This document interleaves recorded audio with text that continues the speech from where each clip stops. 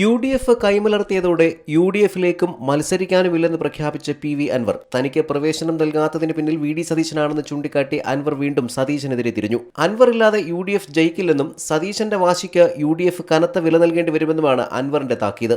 തന്നെ സ്നേഹിക്കുന്ന പ്രവർത്തകർക്ക് മനസാക്ഷി വോട്ട് ചെയ്യാം. താൻ വീട്ടിലും അങ്ങാടിയിലും ചെന്നിരിക്കാൻ പോവുകയാണ്. പിണറായി സത്തിനെതിരായ പോരാട്ടത്തിനിറങ്ങിയ തന്നെ സഹായിക്കാൻ UDF നേതൃത്വത്തിലെ ചില വ്യക്തികൾ തയ്യാറായില്ല.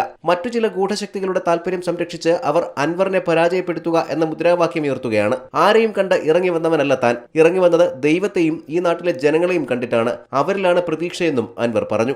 എന്നെ സ്വീകരിക്കുകയും സഹായിക്കുകയും ആ രാഷ്ട്രീയത്തോടൊപ്പം നിൽക്കുകയും ചെയ്യേണ്ട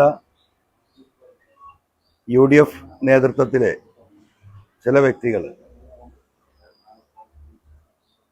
അതിന് തയ്യാറായിട്ടില്ല എന്ന് മാത്രമല്ല, ഇപ്പോ പിണറായിസം മാറ്റി നിർത്തി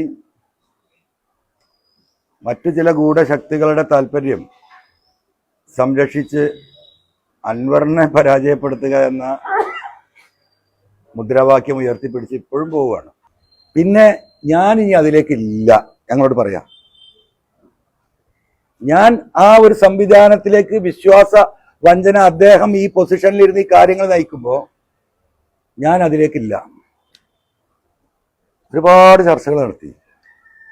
ആരെ നിർത്തിയാലും സഹായിക്കാം, പിന്തുണക്കാന്ന് പറഞ്ഞു. ഷൗക്കത്തിന് അംഗീകരിക്കാന്ന് പറഞ്ഞു. പക്ഷെ ഒറ്റ കാര്യം പറഞ്ഞു, വിശ്വാസ്യതയ്ക്ക് അടിസ്ഥാനം വിശ്വാസമാണ്. അത് പോയിട്ടുണ്ട്. എൻ്റെ പ്രിയപ്പെട്ട എല്ലാ ലീഡേഴ്സിനോടും ഞാൻ പറഞ്ഞു, അതുകൊണ്ട് ഇനിയുള്ള കാര്യങ്ങൾ പബ്ലിക് ആവണം. എനിക്ക് ഒരു രേഖാപരമായിട്ട് ഒരു കടലാസ് തരണം, അല്ലെങ്കിൽ നിങ്ങൾ പബ്ലിക്കായിട്ട് പറയണം.